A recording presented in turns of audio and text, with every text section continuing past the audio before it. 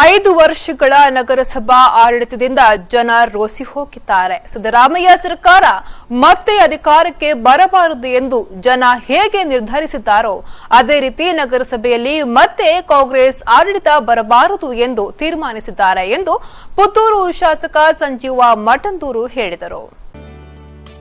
ಪುತ್ತೂರಿನ town bank ಸಭಾಂಗಣದಲ್ಲಿ ನಡೆದ ಪುತ್ತೂರು ನಗರ ಮಂಡಲ ಬಿಜೆಪಿಯ ವಾರ್ಡ್ ಉಸ್ತುವಾರಿಗಳ ಸಭೆಯನ್ನ ಉದ್ಘಾಟಿಸಿ ಅವರು ಮಾತನಾಡಿದರು.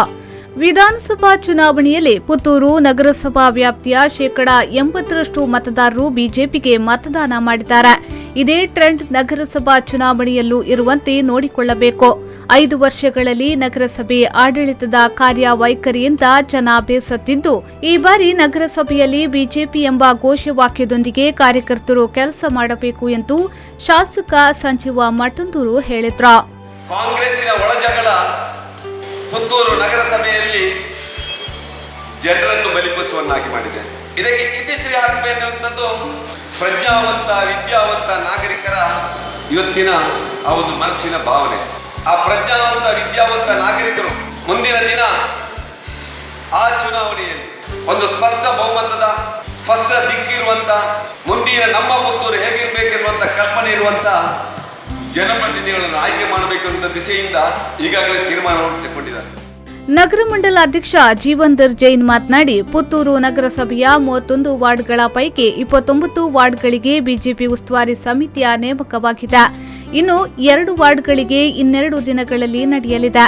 ಎಲ್ಲಾ ವಾರ್ಡ್ಗಳಿಗೆ ಶಾಸಕರು ಮತ್ತು ಸಂಸದರು ಭೇಟಿ ನೀಡಿ ಕಾರ್ಯಕರ್ತರ ಸಭೆ ನಡೆಸಲಿದ್ದಾರೆ. ಈ ಬಾರಿ ನಗರಸಭೆಯಲ್ಲಿ ಬಿಜೆಪಿ ಸ್ಪಷ್ಟ ಬಹುಮತ ಪಡೆಯಬೇಕು ಎಂದರು. ಉಸ್ತುವಾರಿಗಳ ನೇಮಕ ಆಗಿದೆ. ಕಳೆದ ಬಾರಿ ಘೋಷಣೆಯನ್ನು ಮಾಡಿದ್ದೇವೆ.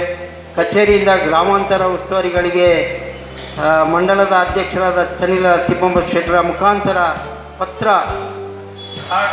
ಕಾಡಿನ ಮುಖಾಂತರ ತಿಳಿಸುವಂಥದ್ದು ಕೂಡ ಆಗಿದೆ.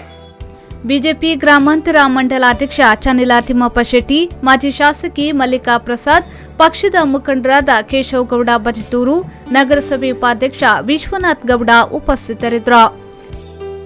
ಅನೀಶ್ ಕುಮಾರ್, ವಿ4 ನ್ಯೂಸ್ 24/7 ಪುತ್ತೂರು.